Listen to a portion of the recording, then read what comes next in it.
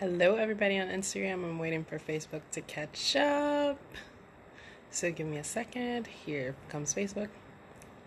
Hello, everybody. Tashina here. I have not been seated in a seat doing one of my Feel Good Fridays for you guys in a while because I was on vacation for a week and a half.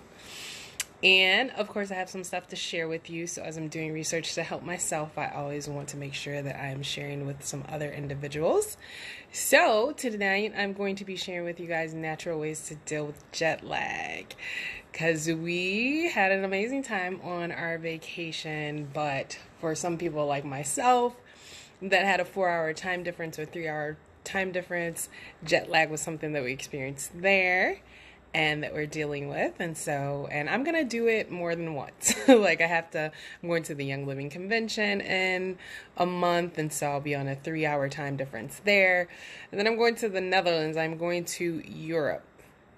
So, as a reminder to myself of things that I can do to make sure that I ease the pain of jet lag, I thought I'd look some information up and share them with all of you guys. So, what is jet lag? So, jet lag, and I'm getting most of this information just from WebMD, very general, easy information to gather, is actually a temporary sleep disorder.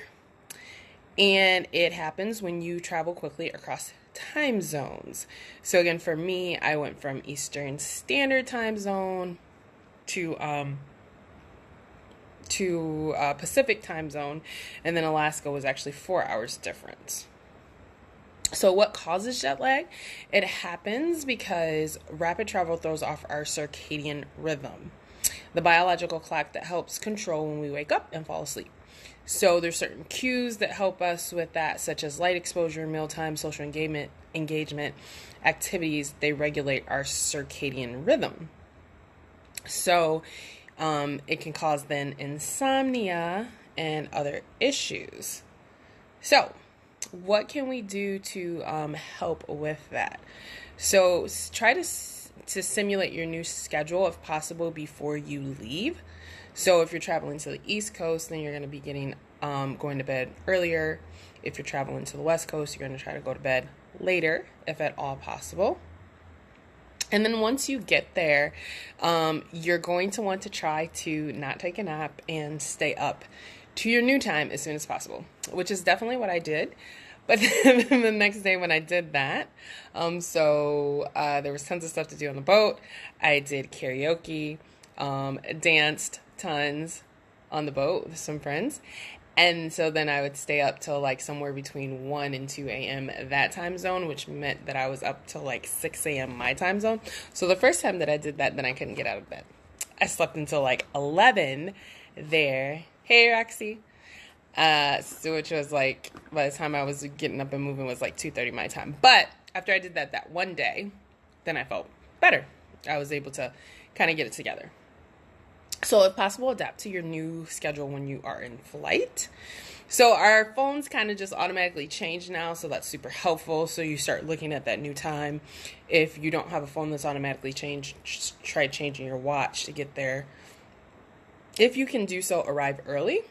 So I did have the opportunity to fly into Seattle. And so flying into Seattle, I kind of got a day of getting it together before I started my activities on the boat. So that was helpful. And then I also got to reverse that, right? So in Alaska, we were like 4 hours difference. And then we went 1 hour back when we came to British Columbia. And then I was in Seattle.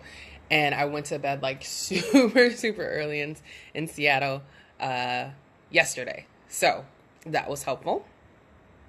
Stay hydrated. So drink lots and lots of water on your flight while you're there. Try to minimize your alcohol and caffeine. I was on a cruise. I was having fun. But the first few days, I definitely didn't drink any alcohol because I wanted to make sure that my brain was going to stay clear. And my body was going to do what it needs to do. Move around. So make sure that you try to exercise every day. I did like 2 to 4 hours of dancing every night, so that was super helpful. Did do some walking when we did the excursions, so that was super helpful as well. So make sure you avoid heavy exercises during bedtime, but stay active and move around so that you can fight off some of that like daytime sleepiness. One of the suggestions is to consider melatonin. Obviously, talk to your doctor if it's something that you can take. But melatonin does help regulate our circadian rhythms and can help you combat jet lag, helping you get to sleep. Try natural light therapy. So make sure there in Alaska, getting enough light to know when it was day was not an issue, because it was usually sunlight was starting around sometimes as early as 3:50, but usually around 4 or 4:30, and then the sun was not going down till 10:30 at times, which was like kind of crazy because we'd be like starting our night stuff, doing karaoke, and it's like looking out the window and it's light still. So if you're not having a lot of sunlight, make sure as soon as you're supposed to wake up, you get that sunlight in to help with that. Eat sensibly. So you're already gonna, from the jet lag, right, have some daytime maybe sleepiness or fatigue or grogginess. So you're gonna want to make sure that you're eating as healthy as possible, as much fruits and vegetables as possible to prevent additional sleepiness. Take a hot bath before bedtime is another suggestion that drops your body temperature and will help you feel sleepy. Minimize sleep distractions. So this is one thing that I did actually do. I went to like some networking event and I got a eye mask. So I did sleep with an eye mask, especially with the light coming in, and especially if I was deciding to take a nap in order to hang out later. So get earplugs and a sleep mask to minimize sleep distractions. That will help your body know, okay, it's time to sleep. And then the last one that I did not do, but it's a suggestion from WebMD, so I'm just sharing the information. It says to consider medication. Rather than that, I like to use natural remedies. So one of the things that I made sure to do is to make sure that I had some of my normal things that I have to make sure that I have lots of energy in the morning. So every single day without fail, I made sure to have my Ninja Red, which is a high antioxidant drink that gives you energy based on the things that it has in it, including some citrus essential oils, things like Ninja Wolfberry or Goji berry, blueberry, plum. So just super, super good for you.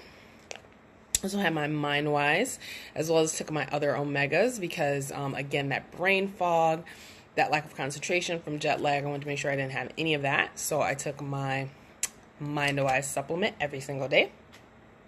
And some other just suggestions that I saw of good things. Make sure you have enough vitamin D, B12, and then again, melatonin.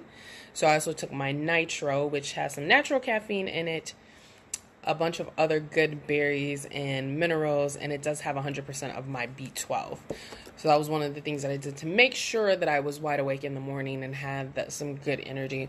And I also made sure to use my Energy Essential Oil Blend sometimes several times a day if I felt that I needed to.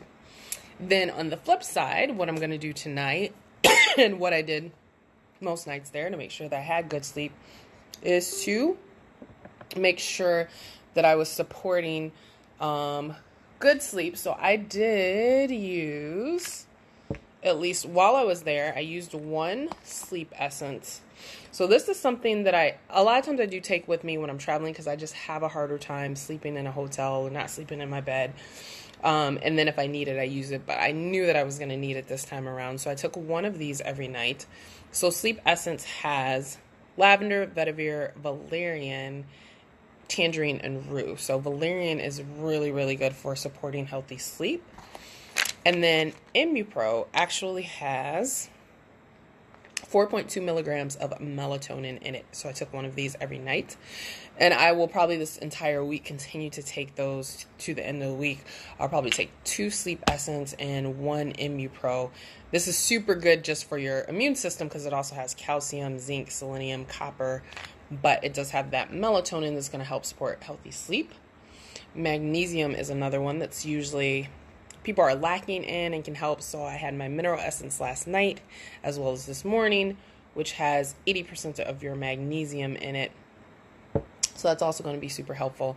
And then I'm making a tea and adding some chamomile, Vitality. I have the Vitality version over there, and Lavender Vitality, which are very helpful for supporting restful sleep. So those are the things that I did and I am doing this upcoming week to recover from my jet lag. And I will continue to practice again 1 month from now. I'm going to be on the mountain time, so that's going to be a 2-hour difference for me. Then I'm going to Europe at the end of July, so I think that's going to be like an 8-hour difference. So those are the tips and tricks that I had to share with you. As usual, let me know where you're checking in from.